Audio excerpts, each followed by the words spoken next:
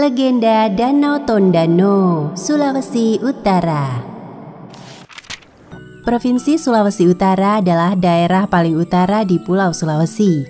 Di provinsi ini terbentang rangkaian pegunungan yang mengelilingi sebuah danau bernama Danau Tondano. Danau Tondano terletak di Kabupaten Minahasa. Danau ini adalah danau terluas yang ada di Provinsi Sulawesi Utara. Namun di balik luasnya Danau Tondano dan keindahan panoramanya, ada kisah percintaan yang tidak direstui oleh kedua orang tua. Konon pada zaman dahulu terdapat sebuah gunung yang tinggi di daerah Minahasa, Sulawesi Utara. Wilayah itu dipisah menjadi dua bagian, yakni utara dan selatan, yang masing-masing dipimpin oleh seorang Tonaas atau pemimpin.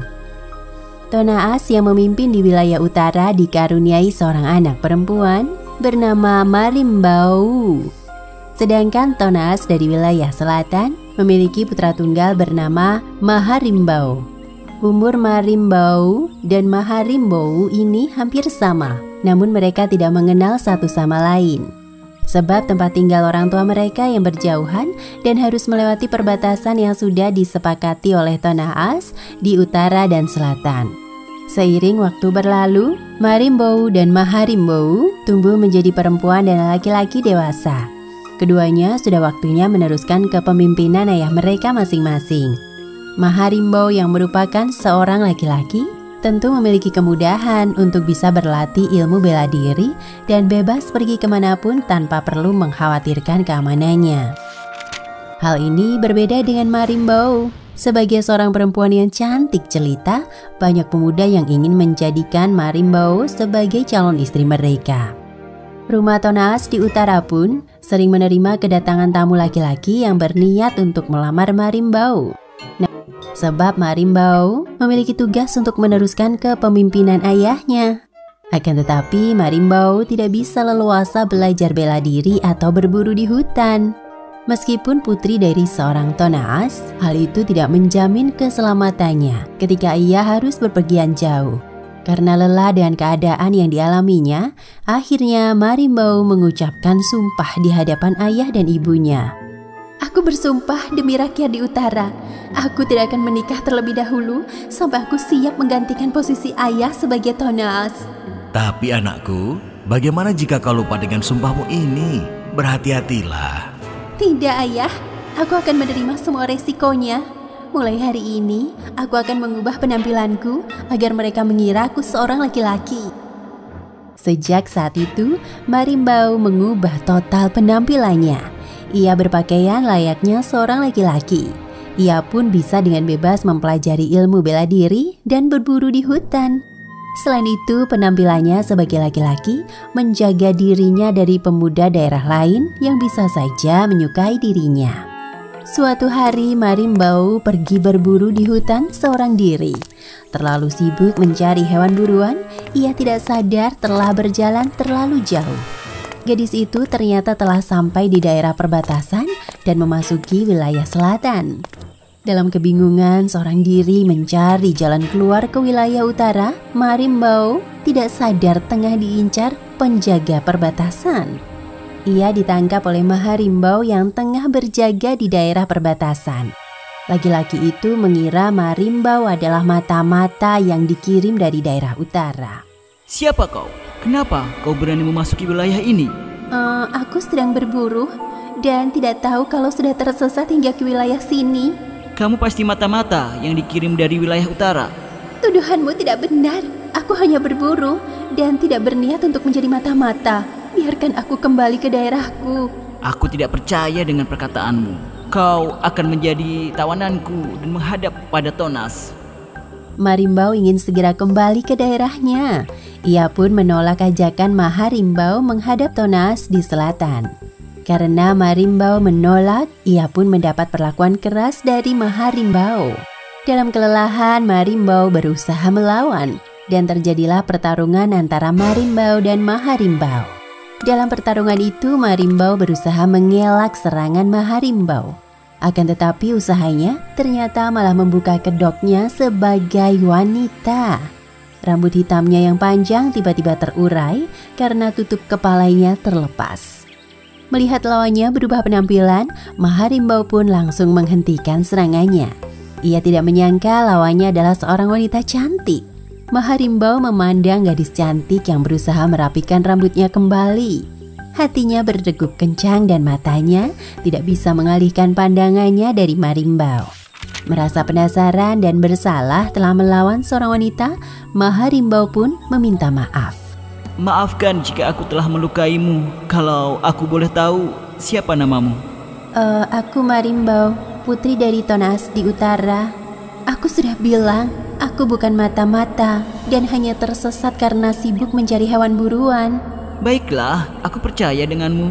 Kau boleh balik ke daerahmu lagi. Tapi bisakah kau berjanji padaku kalau kau akan datang ke sini beberapa hari lagi? Baik, tapi jangan tangkap aku lagi seperti yang kau lakukan tadi. Semenjak itu, Marimbau dan Maharimbau kerap kali berjumpa di perbatasan wilayah utara dan selatan. Lambat laun hubungan mereka semakin dekat. Maharimbau yang sudah tertarik pada Marimbau sejak pertama kali melihatnya, akhirnya memutuskan untuk menikahinya. Kita sudah saling mengenal dan sama-sama suka. Bagaimana kalau kita menikah saja? Maafkan aku, Maharimbau.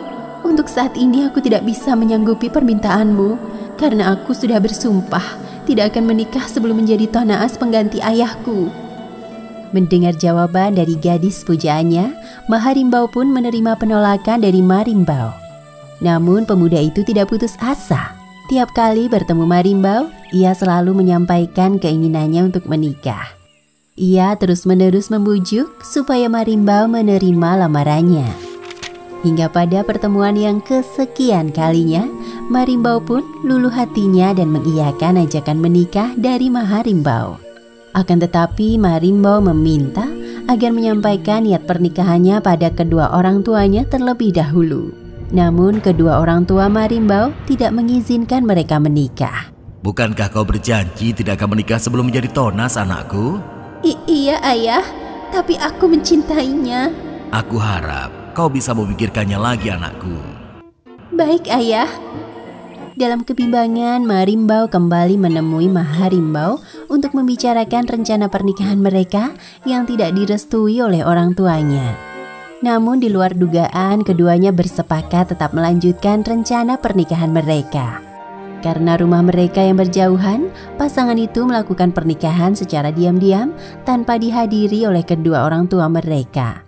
Mereka menikah di sebuah desa yang jauh dari rumah mereka masing-masing tanpa sepengetahuan orang tua. Namun setelah Maharimbau menikah dengan Marimbau, Gunung Kaweang yang menjulang tinggi di tempat tinggal mereka tiba-tiba menyemburkan lahar panas. Bukan hanya itu saja, terjadi gempa bumi dahsyat yang menyebabkan batu-batuan di tebing berjatuhan. Rumah-rumah di wilayah utara dan selatan pun hancur porak-poranda. Bencana belum berhenti. Tiba-tiba datanglah air bah yang entah dari mana datangnya menerjang desa-desa di sekitar gunung tinggi.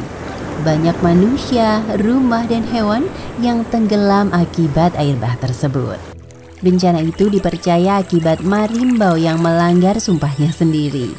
Daerah yang telah terendam air bah tersebut sekarang berubah menjadi danau besar yang diberi nama Danau Tondano.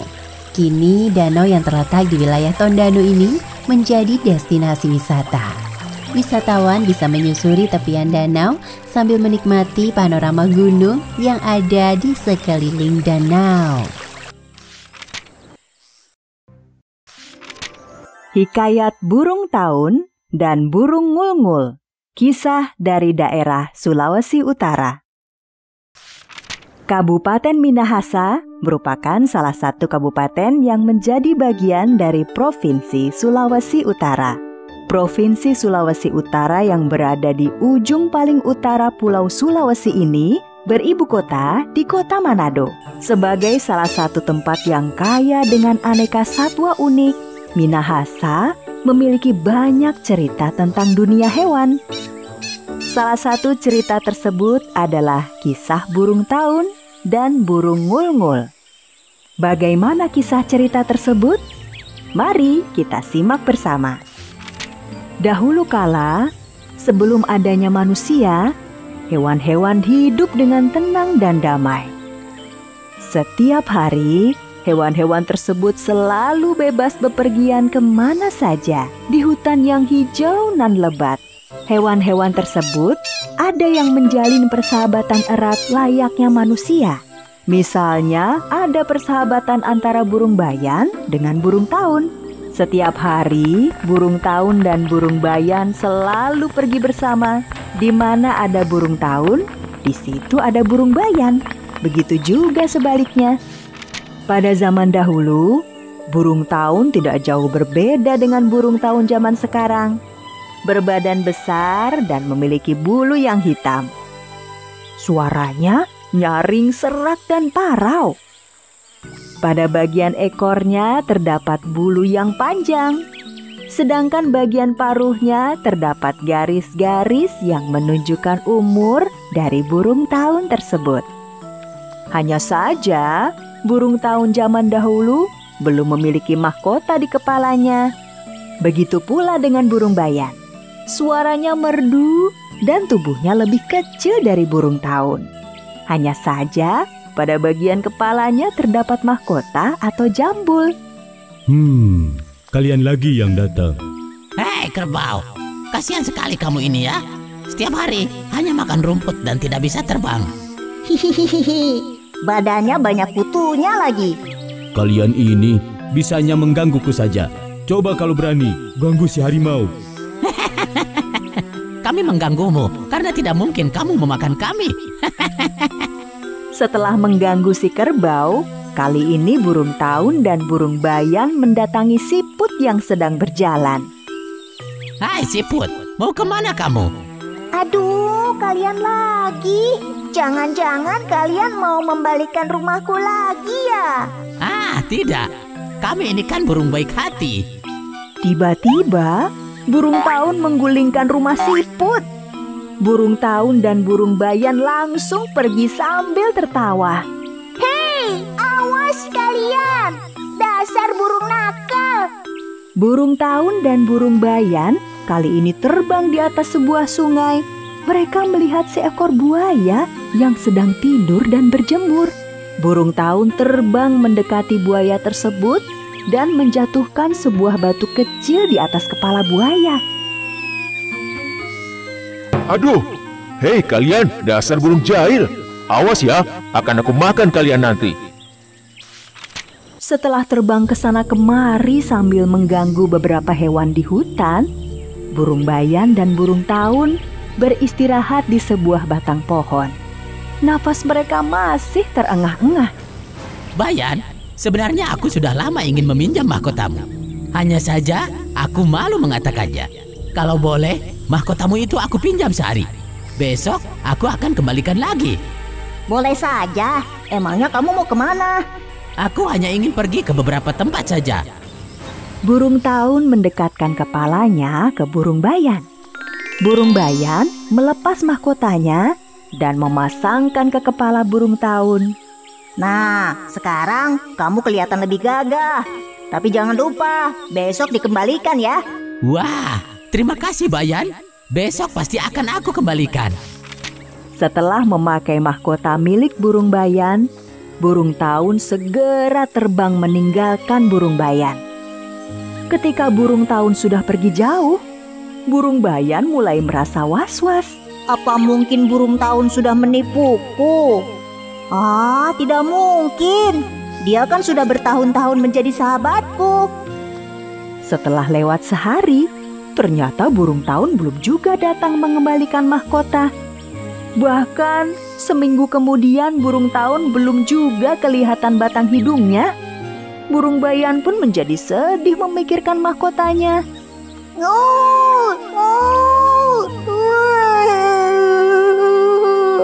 Mana mahkotaku?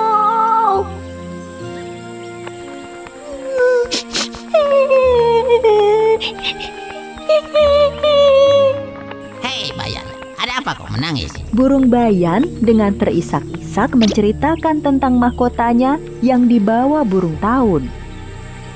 Kurang ajar sekali si taun. Dia harus diberi pelajaran. Kleak, kemari kau Kleak. Saya datang pengetua hutan. Panggil si burung tahun. Suruh datang cepat. Sekarang pengetua? Tahun depan. Panggil sekarang juga. Jangan pakai lama. Iya, siap pengetua. Ya. Setelah mencari ke sana kemari, burung keleak akhirnya menemukan burung tahun yang sedang bersantai di sebuah batang pohon. Hei burung tahun, kamu dipanggil oleh pengetua hutan. Sekarang juga, gak pakai lama. Sejak kapan kamu memakai mahkota? Bagus kan mahkotaku? Sudah, nanti saja pamernya. Sekarang juga, ayo kita menghadap pengetua hutan. Hei burung tahun, benarkah kamu meminjam mahkota burung bayan dan belum mengembalikannya? Iya pengetua hutan. Ampuni aku pengetua hutan dan burung bayan. Tapi maafkan aku pengetua hutan dan burung bayan. Mahkota ini sudah menyatu dengan kepala dan paruhku. Kalau dilepas dengan paksa, maka aku pasti akan mati. Aku merasa bersalah dan siap menerima hukuman dari pengetua hutan. Burung bayan sudah berbuat baik kepadamu, dan sudah seharusnya kamu membalasnya dengan perbuatan yang baik pula, bukan malah menipunya. Soal mahkota itu, biarlah dipakai terus oleh burung tahun. Tentunya engkau tidak tega membunuh burung tahun kan, burung bayan? Iya, tentu saja pengetua. Mana mungkin aku tega melakukannya pada burung tahun yang sudah lama menjadi sahabatku. Maafkan aku burung bayan, maafkan aku. Sudah diam. Dasar lebay. Nah, burung tahun, kamu boleh tetap memakai mahkota itu. Tetapi karena engkau menipu sahabatmu dan hanya mementingkan diri sendiri, maka engkau kuberi nama burung koak. Dan engkau burung bayan, meskipun keindahanmu berkurang karena tanpa mahkota, engkau tetap dipuji karena kebaikan hatimu. Dan karena engkau menangis terus dari tadi, maka engkau kuberi nama burung ngul-ngul.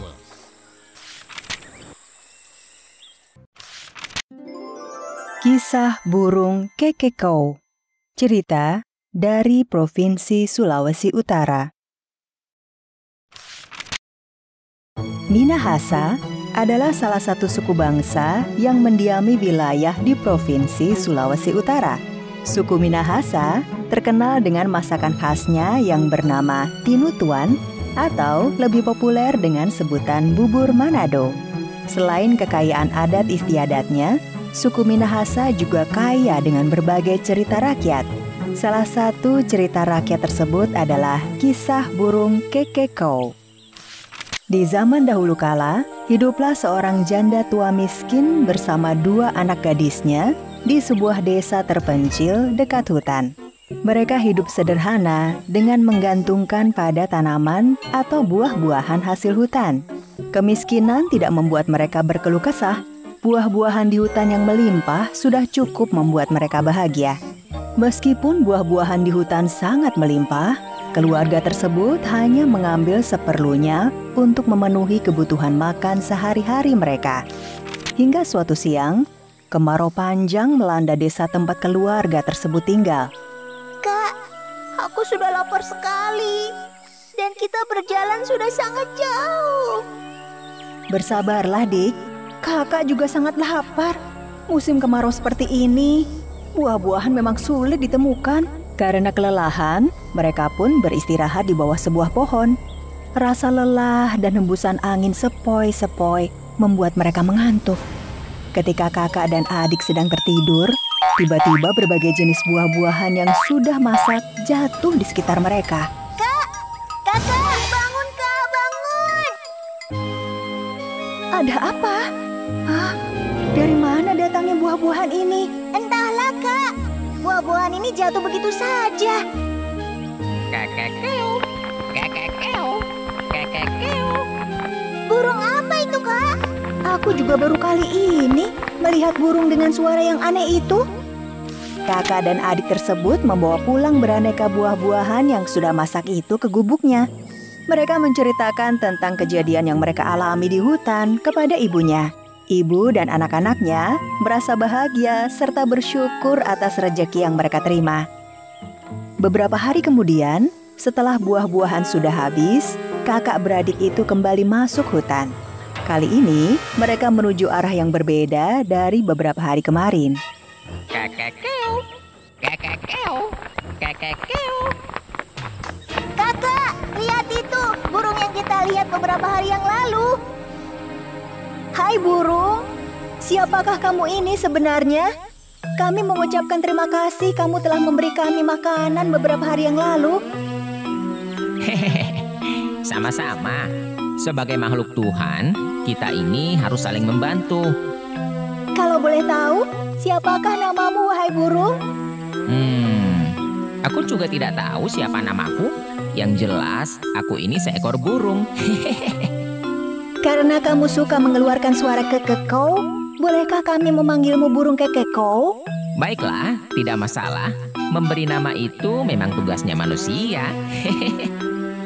Selama ini, aku melihat kalian adalah keluarga yang pandai bersyukur. Meskipun serba kekurangan, kalian selalu bahagia dan menerima keadaan kalian dengan ikhlas. Tidak seperti manusia lainnya yang suka sekali mengeluh meskipun sudah berkecukupan. Maka dari itu, aku akan memberikan apa saja yang kalian minta. Sekarang ini musim kemarau dan semua orang kesulitan mencari makanan. Kamu bisa memberi kami buah-buahan lebih banyak agar bisa berbagi dengan warga kampung. Wah, sungguh mulia sekali kalian ini. Kalau hanya buah-buahan yang banyak, itu gampang. Apa kalian tidak mau baju baru dan perhiasan? Aku bisa memberikan kepada kalian. Kalau boleh, kami minta 3 buah baju saja. Soalnya kami tidak mampu beli baju baru. Baju yang kami pakai sekarang sudah mulai rusak. Baiklah, aku akan memberikan apa yang kalian minta. Setelah mendapatkan buah-buahan yang banyak dari burung kekekau, kakak beradik itu pun pergi ke desa membagikannya kepada warga. Kakak beradik itu hanya mengambil secukupnya untuk kebutuhan mereka bersama ibunya. Hei, kalian berdua! Dari mana kalian mendapatkan buah-buahan sebanyak ini? Padahal sekarang sedang musim kemarau. Dan pakaian kalian bagus sekali. Bagaimana mungkin kalian bisa membeli pakaian sebagus itu? Kakak beradik yang baik hati itu menceritakan tentang burung kekekau pada warga desa yang menanyainya. Warga desa yang mengetahui tentang burung kekekau itu segera melapor kepada kepala desa. Besok pagi-pagi sekali, kita ke hutan dan menangkap burung itu. Pagi-pagi sekali, kepala desa bersama warga sudah masuk ke dalam hutan. Hei, kenapa kalian menangkapku? Dasar kalian jahat. Hei burung, aku tahu kamu telah memberikan buah-buahan dan pakaian yang bagus kepada keluarga miskin di pinggir hutan itu. Sekarang kamu harus memberikan semua apa yang kami minta. Apa? Minta? Enak saja. Aku hanya memberi kepada mereka yang hidupnya ikhlas dan penuh bersyukur. Tidak kepada sekumpulan orang jahat seperti kalian. Kalau kamu tidak mau memberikan apa yang kami minta, kami tidak segan-segan untuk membunuh. Hidup dan matiku hanya milik Tuhan. Coba saja kalau berani. Meskipun sudah membujuk serta mengancam berkali-kali, kepala desa dan warganya tidak berhasil membuat burung kekekau memenuhi permintaan mereka. Akhirnya, tanpa belas kasihan, kepala desa dan warganya itu membunuh burung kekekau. Mereka membuang begitu saja burung kekekau yang mati itu. Kakak beradik itu sangat sedih mengetahui burung kekekau telah dibunuh. Mereka pun bermaksud menguburkan burung kekekau di halaman rumah mereka. Namun, tiba-tiba saja... Sudah, kalian tidak usah sedih. Semua yang hidup sudah pasti mati. Kalian adalah manusia yang sangat baik. Maka aku akan memberikan kepada kalian emas berlian untuk bekal hidup. Nanti di tempat aku dikubur, akan tumbuh pohon yang harum baunya dan buahnya bermacam-macam. Kalian bisa mengambil buahnya untuk dimakan. Pohon mangga pun tumbuh dengan buah yang lebat dan bermacam-macam di tempat dikuburkannya burung kekekau. Sejak itulah, keluarga di pinggir hutan itu tidak kesulitan lagi mencari makan. Meskipun memiliki banyak perhiasan pemberian burung kekekau, mereka tetap hidup sederhana dan suka membantu orang lain.